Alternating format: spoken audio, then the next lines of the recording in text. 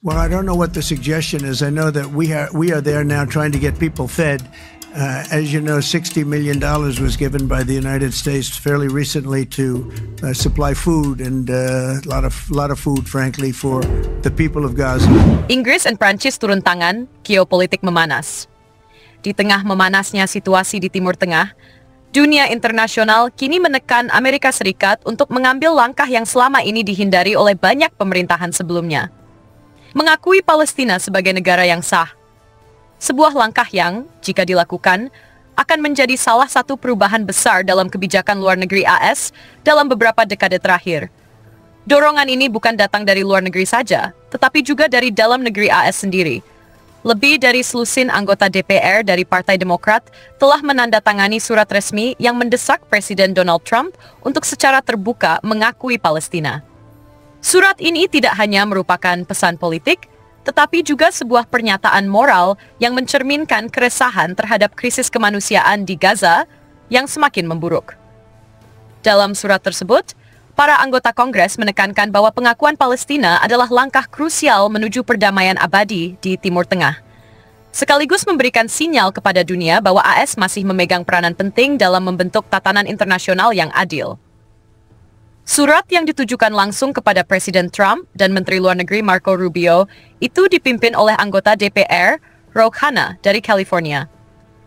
Ia menegaskan bahwa AS tidak boleh menjadi negara yang diam dan terisolasi ketika lebih dari 100 negara di dunia telah mengambil langkah untuk mengakui Palestina.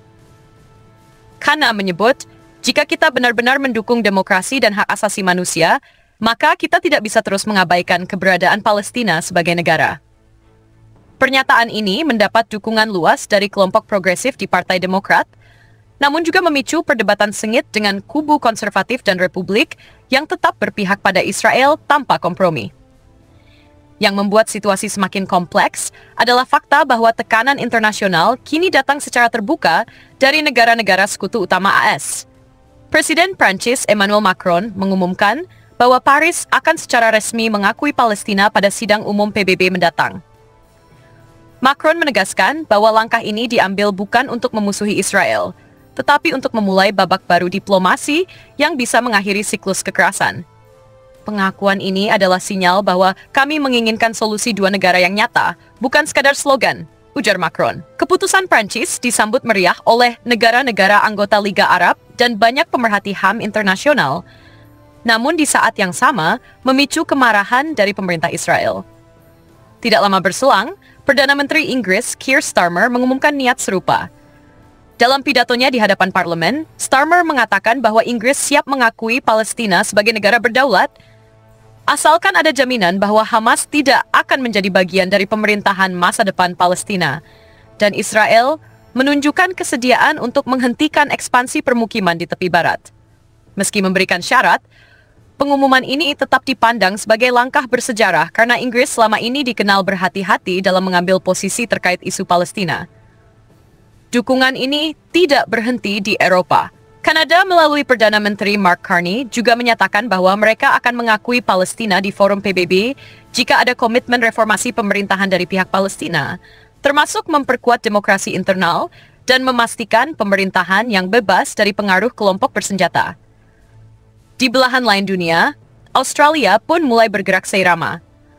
Pemerintah Anthony Albanese menegaskan bahwa pengakuan Palestina hanya tinggal menunggu waktu, menyusul langkah yang sudah diambil oleh Prancis, Inggris, dan Kanada. Puncak dari tekanan global ini terjadi pada konferensi tingkat tinggi di New York yang dihadiri oleh perwakilan dari Arab Saudi, Uni Eropa, dan Liga Arab. Pertemuan ini menghasilkan deklarasi New York yang ditandatangani oleh lebih dari 125 negara. Deklarasi tersebut menyerukan Israel untuk mengakui Palestina, mendorong pembentukan misi internasional di Gaza, serta menegaskan bahwa solusi dua negara adalah jalan satu-satunya untuk mengakhiri konflik yang telah berlangsung selama puluhan tahun.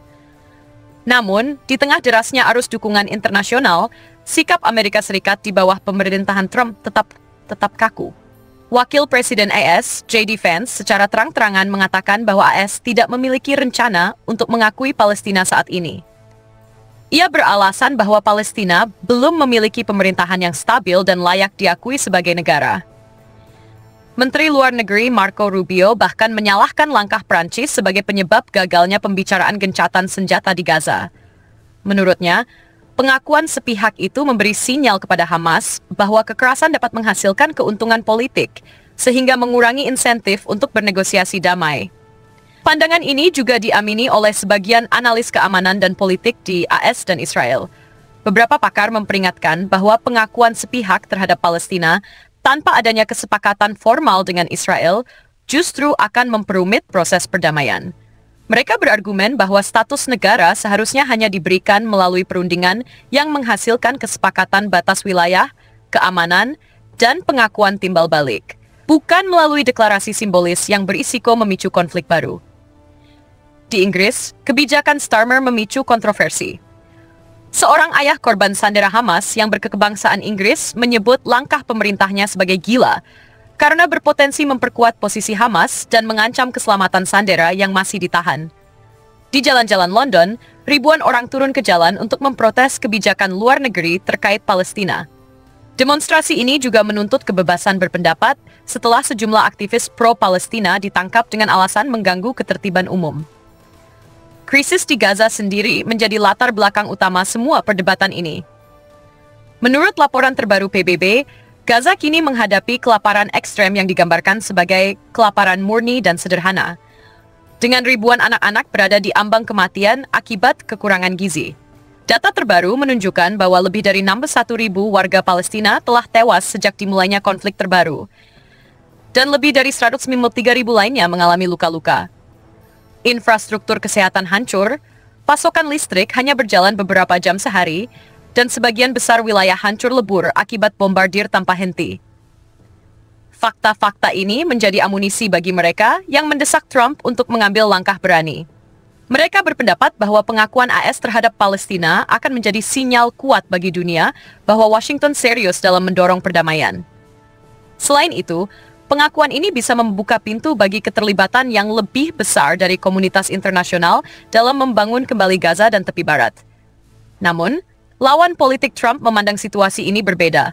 Bagi mereka, pengakuan terhadap Palestina saat ini hanya akan menjadi kemenangan simbolis bagi Hamas.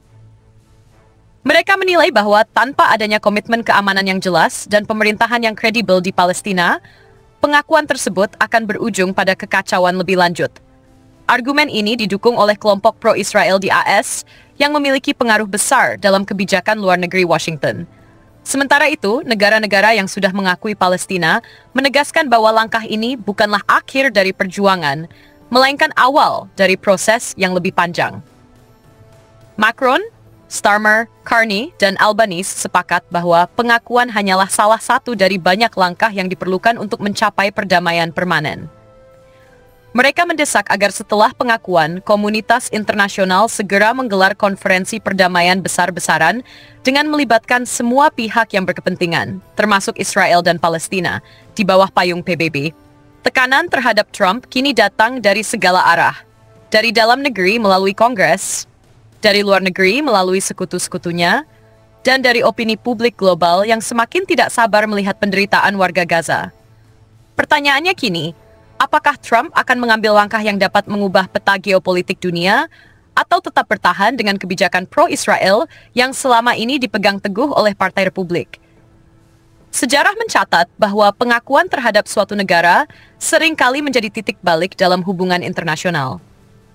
Jika Trump memutuskan untuk mengakui Palestina, itu tidak hanya akan mengubah arah kebijakan luar negeri AS, tetapi juga dapat memicu efek domino di negara-negara lain yang selama ini ragu-ragu untuk mengambil sikap.